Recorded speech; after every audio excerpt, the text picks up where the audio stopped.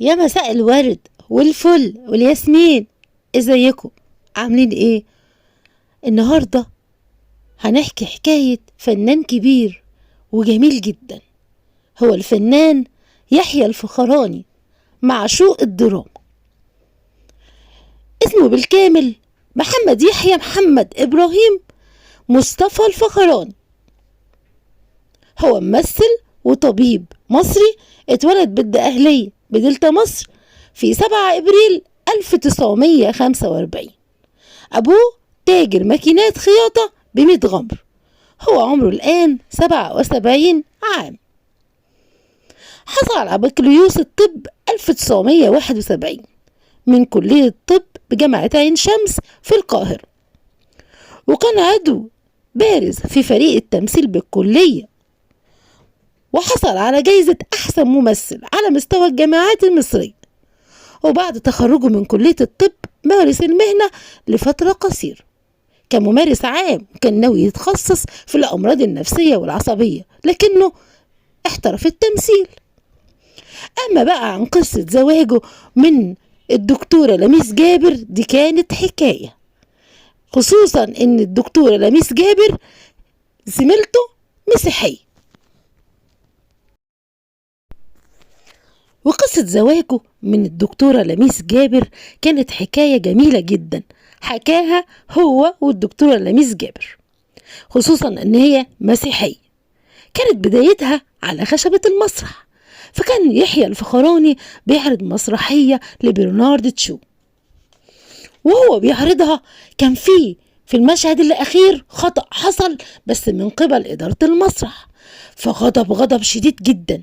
لكن أثناء الكواليس كانت لميس معاه وامتصت غضبه وقالت له معلش يا يحيى، ممكن يكون الجمهور ما أخدش باله، ارجع تاني ويحيي الجمهور. وفعلا صفق الجمهور له تصفيق حاد، وكان من هنا اتجه الزمالة لقصة حب شديدة جدا بينها وبين يحيى ولميس المسيحية.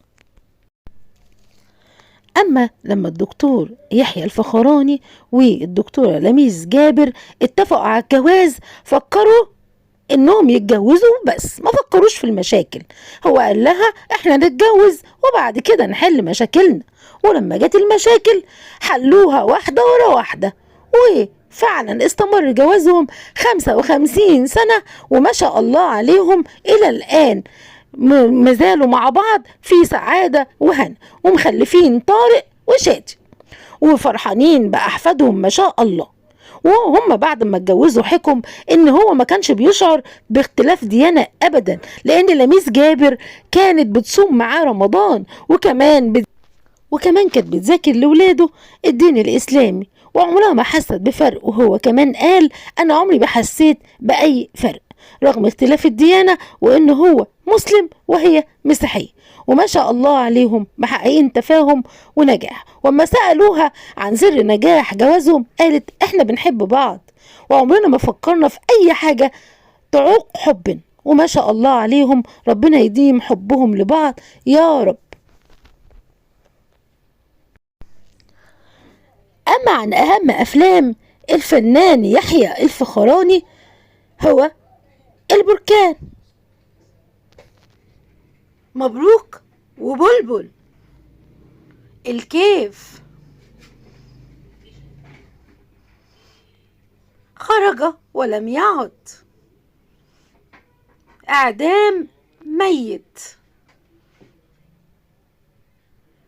عودة مواطن، الذل.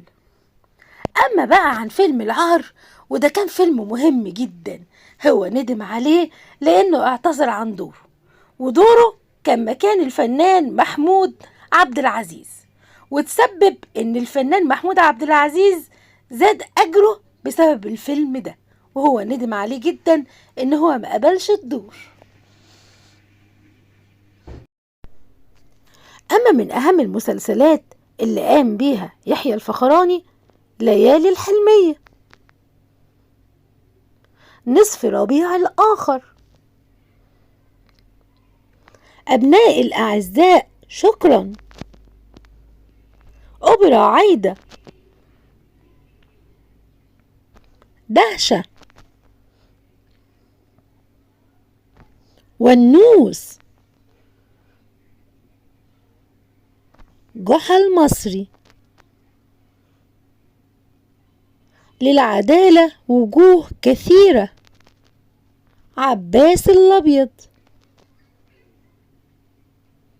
وقام ببطولة فوازير المناسبات، وعمل مسرحيات أهمها كانت راقصة قطاع عام، وحضرات السادة العيال، وجوازة طلياني، وكيمو والفستان الأزرق، ليلة من ألف ليلة، والملك لير، وكتير كتير من الأعمال الجميلة اللي قام ببطولتها الفنان الجميل يحيى الفخراني.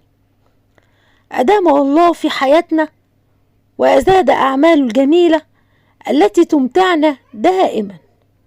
بحييك أيها الفنان القدير، وبشكرك جدا على جميع أعمالك المحترمة.